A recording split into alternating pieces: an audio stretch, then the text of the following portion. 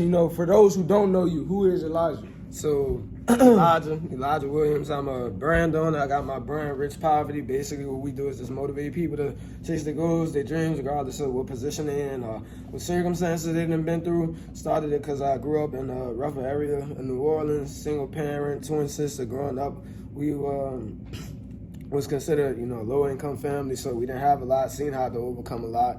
To be successful in different areas, to have a positive mindset outside of, coming up with in a rough environment, toxic environment, different things like that. So yeah, I just started a brand dedicated to, motivating people to elevate, push forward, and, just push towards being the best version of themselves. Been doing the brand for, in July, it'll be like 3 years. Been an entrepreneur. For 5 years, since I was 15. First business I had, I was customizing shoes, so I still do that right now. If y'all want to, y'all could look up what they call Harlem Berry. Look up Harlem Berry custom cleats on Sports Illustrated on Google, and Sports Illustrated article will come up. Former athlete, former track star, ran in JOs when I was younger, ran in state. That's Junior Olympics for y'all who don't know. You know what I'm saying? Yes, sir. Yes, sir. Several times. Yes, you heard me several times, and in individual events. You heard me? Okay. What you call it, man? Yes, sir. Yes, sir. Yes, sir. You know what I'm saying? Two-time captain of high school team, MVP of my high school team. 1 year pretty much went to state. Every year we had it. Could have performed a little bit better, but that's for another reason. But hey, we doing something else positive, you know what I'm saying, to push forward regardless. Wound up walking on at U of H for a little bit. Wound up getting cut because of, roster limits on the team, but still was able to say that I was a D1 athlete for a little bit. And even outside of running at Houston, I still had, offers to a few other places as well. So that's a little bit about my talents. I'm an artist, told y'all about me customizing shoes. I also am into tech. That's like, a little hidden skill for, anybody that might want to know. Music. Yeah, music. Okay. Music. Just spent on music. I go crazy with the freestyling. You heard me? Get me on the track. I'm a spaz. You know what I'm talking about? But that's, pretty much just a little bit about me. Like I said, really into, self-growth, just, trying to become the best version of yourself and, elevating, surrounding myself around, like-minded people and trying to help, whoever I can grow and get to a better space in their life. Obviously, I'm not like, a millionaire yet, but why not start early? Not yet. There you go. Yeah. You know what I'm saying? We put in work, you know what I'm saying? As you can hear from Elijah, you know what I'm saying? Go out, put in work.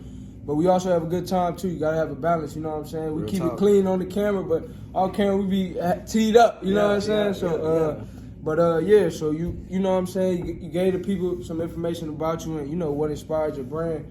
Now the next question would be, what's your favorite aspect of being a business owner? What's your favorite aspect of, having your own brand and stuff like that? Okay. And I can answer first too. Like I can answer. Well, it's your interview, but I can buy you some time to think of your answer. So I'll say, for me, my favorite aspect too of like, what I'm saying, working on a YouTube channel has really been, the impact that I've been able to make. You know what I'm saying, and people that come up to me and tell me how much my words of encouragement have helped them. That's my favorite part because that's what I do it for, to inspire, to uplift, to encourage, and motivate. So yeah, that's my little experience. So. Facts. I'll say my my favorite aspect of being a business owner is get into. I low-key got two answers, but I'll give the people two of them. Yeah, I'll go. All right, I'll start off with my first one. So get into connect with like-minded people, regardless of what space that they may be in. A lot of times I'll go out and sell clothes at different universities. Like we at Xavier right now. I'll go to UNO, LSU, Dillard, Delgado, and been all of them before. When I was out there in Texas, I'll go to Prairie View, A&M, TSU, U of H. Was at Rice they was looking at me crazy at Rice. Wasn't really my target audience over there. You know what I'm saying? But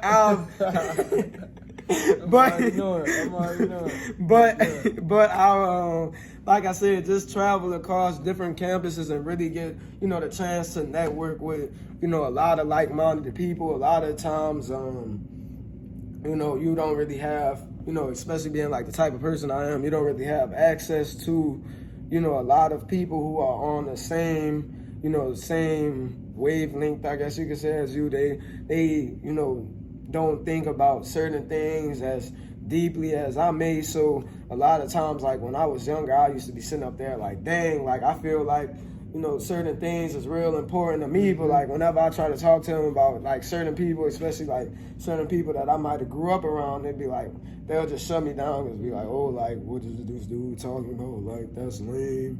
This, that, and the third. Right, all that type of stuff. Yep. So like I said, just really getting a chance to connect with other people that's like-minded. And for me, that is something that has made, you know, my quality of life better, just, you know, being around more like-minded people. Because if you're not around people that, you know, validate what's important to you, or if you're not around people that, you know, make you feel like what you care about is important, you do start questioning yourself. And things like that are just, you know, will subconsciously just start like talking less, communicating less, because you're sitting up there like, well, you know, nobody cares about what I got to say anyway, so you just, you know, kind of like hide, you know, a certain part of yourself. So like I said, connecting with like-minded people is definitely something that has been like my favorite aspect of it. Like I've connected with a lot of people that, you know, I've been able to, you know, develop friendships with, such as Chamberlain. We talk to each other about, you know, different things all the time, bouncing off, you know, different ideas for, you know, his YouTube channel. I'll talk to him about different things with my brand, you know, motivating other people, being a mentor to other people, because he's been a mentor over here at Xavier for, you know, other students at local schools, at the boys' home. Y'all go there as well, right? For, you know, longer than I've been doing mentorship at this point, and I always was like, you know, like a mentor to people, but y'all have it like, I feel like with the way y'all do it here at Xavier, it's more structured. So, you know, being able to learn from that and being able to take that and apply that to myself is becoming a better leader, and, you know, applying those same things to dealing with, you know, other people that I'm mentoring as well. So I would say like being around like-minded people is definitely a great thing. Like that's how you open up a lot of doors for yourself, you know, in different areas of life. And like I said, just be able to have the highest quality of life that you can. I would say my second, I know he asked for one answer, but I'm gonna give y'all two, because both of them I feel like are equally important. I would say with being an entrepreneur, it's really it's really like a spiritual journey that, you know, you have to go on. Like for me, and I mean, if you talk to like any entrepreneur, a lot of people have the same, you know, sentiment. They'll have these same experiences. But like for me, a lot of time when I was first starting my business, a lot of people that, you know, I was around or that I was cool with at the time would be like, oh, well, like, why are you doing that? Like, this, that, and the third, there ain't no point of doing it. Or like, why don't you just, you know, like, try to be like an engineer or like a lawyer or something like that. And, you know, like I said, my major is in like information systems, which is in IT. But for me, like when I was going through those classes, that wasn't something that, you know, I was really passionate about. So, you know, like I said, a lot of times, you know, whenever I try to talk to different people about, you know, my brand or like my goals with my brand, all of that type of stuff, people will really like shut the conversation down and divert it. And like I said, a lot of times when you're not around people that would validate, like I wanted to start my brand at like 17, and I mean, that's young. That's real. I mean, that's young, 16, 17. You know, some people, like for me, I grew up in an environment where, you know, they'll say, you know, like grow up faster. But you know, even at that point in your life, I think you still need people to validate, you know, what's important to you. Because if you don't have somebody like validating the positive aspects of you, you know, things that's actually important to you, a lot of people will diverge and, you know, do something else. And, you know, something else could be a lot of different things. And, you know, sometimes that's what causes, I feel like, a lot of, you know, black men, young black males to, you know, go in paths that's not necessarily the best for them. So, like I said, with me, I just had to, you know, lock in with my word, you know, get stronger in my faith, because, you know, like, in times where things will be like real difficult, in times where I'll be experiencing lows and things like that, you know, everybody will be doubting me. Everybody will be like, you know, what's the point in doing it? So like I said, relying on God, and, you know, once you rely on God, you let, you know, like, yourself become, you know, rich in spirit. Rich in spirit, that's the brand, man. Y'all tap in, man. Rich in spirit, you hear Y'all me? tap Like, in, man. all of that stuff just Tap in, you know, man. it becomes easier for you to go through those harder times, because you have more of that, you know, assurance and self-assurance that you develop by, you know, growing a stronger faith, not only in whatever your belief system might be in, but, you know, in yourself. Like I said, with entrepreneurship, it requires like a lot of self-development, bro. Like, you gotta go out there and sell to people all the time. I gotta go out, you know, they've had different events where I've worked with people on events. They actually have like a few boards that I'm on right now, helping people out with different things. And, you know, like, if you go in there and you haven't developed yourself to a certain point, people gonna be sitting there like, why is he here? Like, you're not providing no value to, you know, where I'm at right now. Even like the organization, or even outside, just being a leader. Like, I can't be a mentor to somebody if, you know, I don't have, you know, certain knowledge in areas that can help somebody get to a better space in their life, because they're gonna be like, well, why would I listen to you? Like, say, like, if I was walking around depressed all the time, like, I can't tell somebody how to be positive, because they're gonna be like, bro, you not being positive. Like, you being a negative person. Like, if I wasn't able to get to, you know, a certain level of success with my business, people wouldn't listen to me in certain, you know, with certain things. So they'll be like, why would I listen to you if I could go listen to somebody else that's, you know, actually doing it better than you? So you constantly have to develop yourself.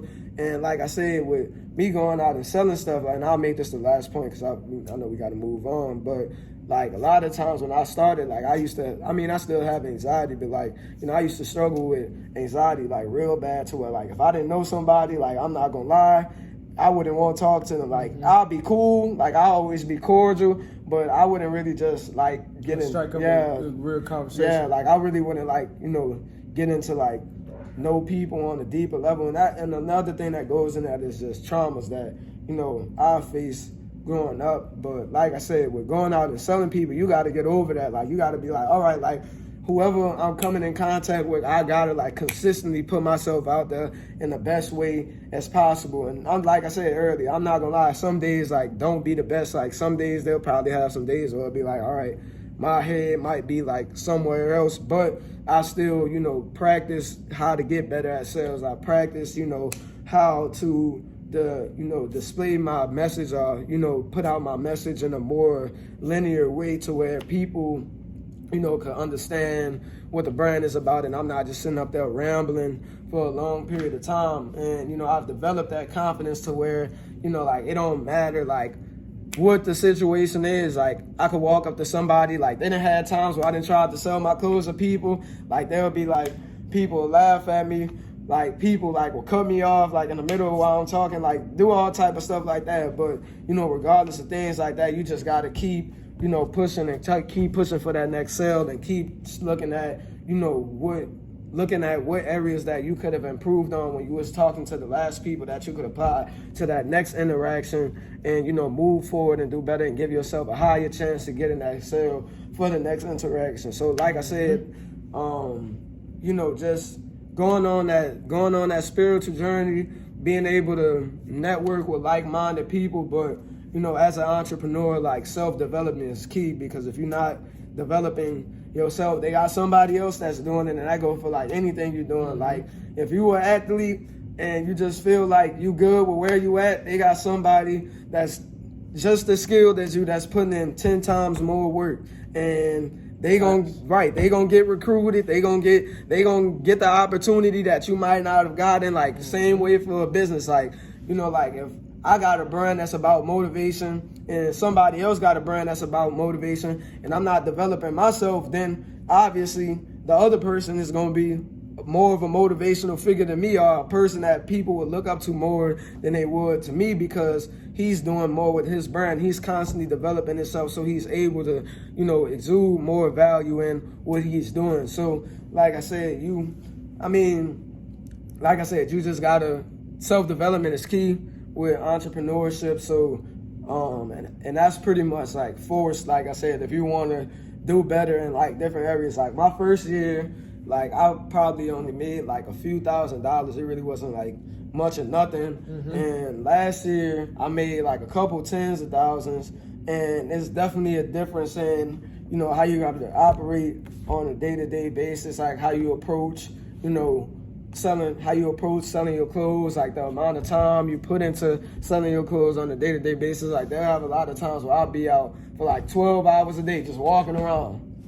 So yeah, but like I said, just forcing that, you know, development, the self-development that comes with entrepreneurship is, you know, definitely another thing that I'll say is, you know, one of my favorite aspects of it.